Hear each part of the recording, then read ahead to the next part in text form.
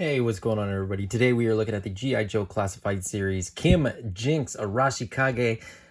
Jinx, I think is what everybody's gonna sort of know her by.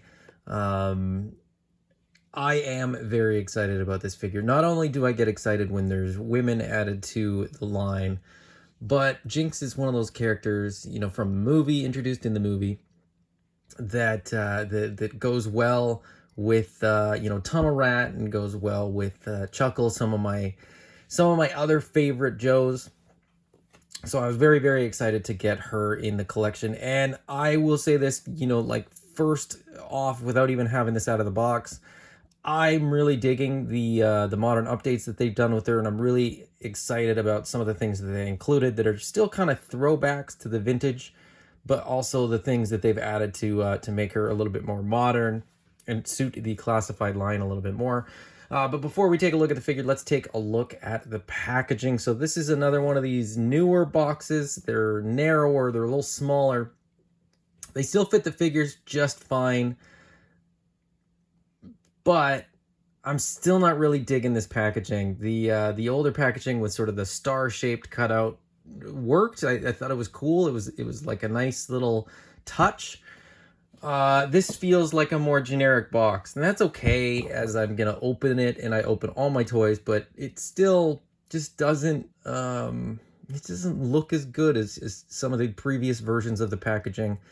But that's no big deal, because it just makes it that much easier for me to not keep the packaging. Anyway, nice big window cut out of the front there, so you can see the figure as well as all of her accessories. Name up in the top there. On the side, we get the icons for her specialties, as well as that blue digital sort of scanning type image, and QR code as well. On the back, we get the, I think, very cool digital render with call-outs to a couple features: the blindfold, the tattoos, a bunch of legalese. And then on the other side, as usual, we get the full-length art. This one's a little bit underwhelming. I gotta be totally honest. I don't, yeah, this one doesn't do much for me.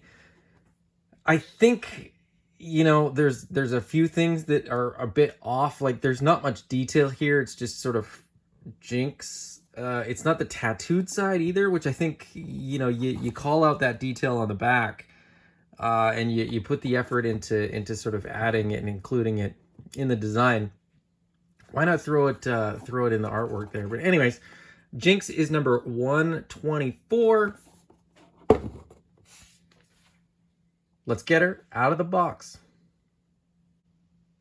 All right, so here is Jinx out of the box. She looks fantastic. Really simple design. The red suit with the black. It's a simple combination. It's an easy combination. I'm not usually a big fan of red and black as a deco, but I think for something like a ninja character, it does work. It is, you're not going to see super complicated outfits for ninjas for the most part. I mean, they maybe when we get to Ninja Force, but for Jinx, I think it works. It's sort of practical. A lot of nice nods to the vintage figure. The color palette is on point for the vintage figure. The dragon emblem is on point for the vintage figure as well. She looks really good. Really simple, straightforward figure, but executed quite well. The nods to the vintage figure are cool, but for me, I think the highlights are probably more in what they've done to modernize her. So the fact that they've gone with the sleeveless gi and then the tattoo, to me, works really well to modernize her and to sort of update the character and the figure. The other thing that I like is, we will get to with the accessories, but the fact that it's an unmasked head. In the movie, Jinx is unmasked. The vintage figure, of course, is masked. So I like that we've got an unmasked Jinx, and I will say that the paint app, the sort of deco on the face is really, really good. There's some sort of, there's a little bit of makeup on her face as well, so it's really, really well done. As I said, the tattoo is done really well. It's on there very nicely. Articulation wise, she's quite good. She is what you'd expect from most figures. Now I say that and have to add the sort of caveat that she is, of course, a woman, and typically female figures don't get the same articulation schemes, and often it's not as good. But she's pretty good. She's got double jointed elbows. The only thing that I have to say about the double jointed elbows on the women is that sculpt wise they look kind of goofy when you've sort of used sort of the double joint, as it were. But that is to be expected. I mean, the arms are a little too thin. It's hard to sort of sculpt that out any better than that. I do like how they've sculpted the shoulders, so the arm is sort of plugged into the sleeve there, the cut off sleeve, the short sleeve there, the capped sleeve, as it were. And just executed very, very well. My only criticism in terms of the articulation is they've sculpted the pants really nicely, and they've sculpted everything down here very nicely, but you kind of, you run out of room because of the sculpt, so you don't get as much articulation in that ankle as you might like. You do still get the rocker, so I mean, you're still going to be able to get some pretty ninja-y poses, but I would have liked maybe a little bit better articulation in the ankle. We'll see. I mean, time will tell whether this thing can get posed up as well as other figures with more articulation in the ankle there. But all in all, looks pretty good. There is articulation in the shin. It's hidden very well in the sculpt because we've got a little strap there on the shin, and it's actually where the shin sort of connects to the leg right below the knee. So very, very well done. And there's figures in the classified line that should have and could have done this and didn't. I don't need a whole lot of rotation there. It's just, especially for ninjas, when you got to get that ankle rocker and sort of get that leg to sort of sit properly, sometimes you just need a few degrees of rotation there. I'm not trying to turn her foot, backwards or anything like that, but it's good to have that in there, especially for the ninjas. One little thing, different durometer of plastic, different hardness of plastic in those joints, so that knee is a slightly different color than the rest of the leg. But because we've got a couple different shades of red, between the pants and some of the detailing, it doesn't bother me that much. I'm okay with it. It's there. I can see it, but whatever. The other weird articulation thing is that the sculpt for the I keep calling them diapers, but the sort of the rubber that goes over the harder plastic underneath sits kind of funny on Jinx, so that her legs, when you have to, it gets kind of stuck. If you rotate it, I don't know if it's gonna sort of show it here, but if you sort of have the leg rotated out and you rotate it in, it kind of pinches that bit in and it looks a bit weird. So you have to kind of rotate it back out, and it still looks a little off, like the hip. Somehow the hip just looks a little bit off, but as I said, altogether a very, very good looking figure, well executed, that definitely benefits from the accessories. There's some cool stuff in here, and so let's take a look at the accessories. Starting off, as I almost always do, with the hands. When there's extra hands, I like to sort of mention those first because they're kind of the most boring. So we have C-grip hands, but they kind of double as trigger hands. The index finger is split from the rest of the fingers. The figure comes with fists out of the box. Then we have a sword and sheath, which will plug on to her back.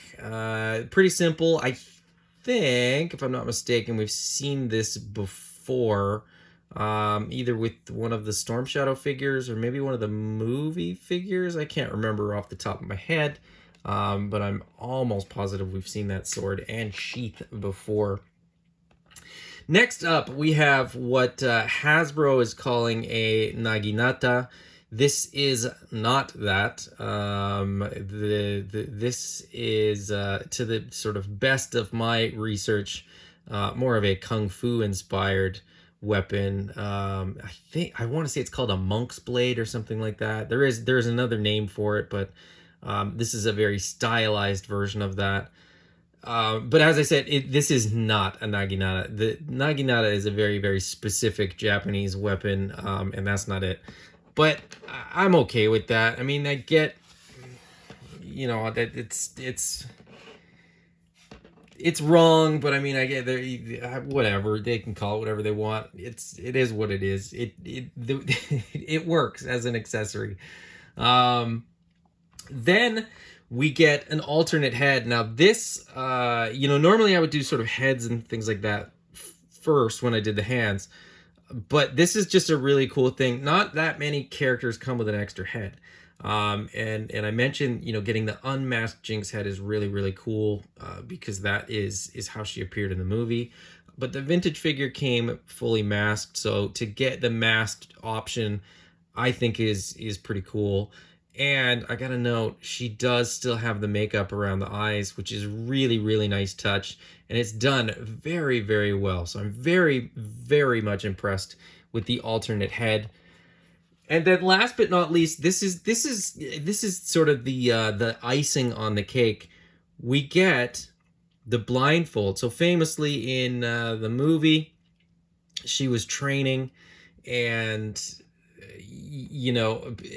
made the point to mention that she's a better martial artist with a blindfold on. So that's just a really, really cool touch.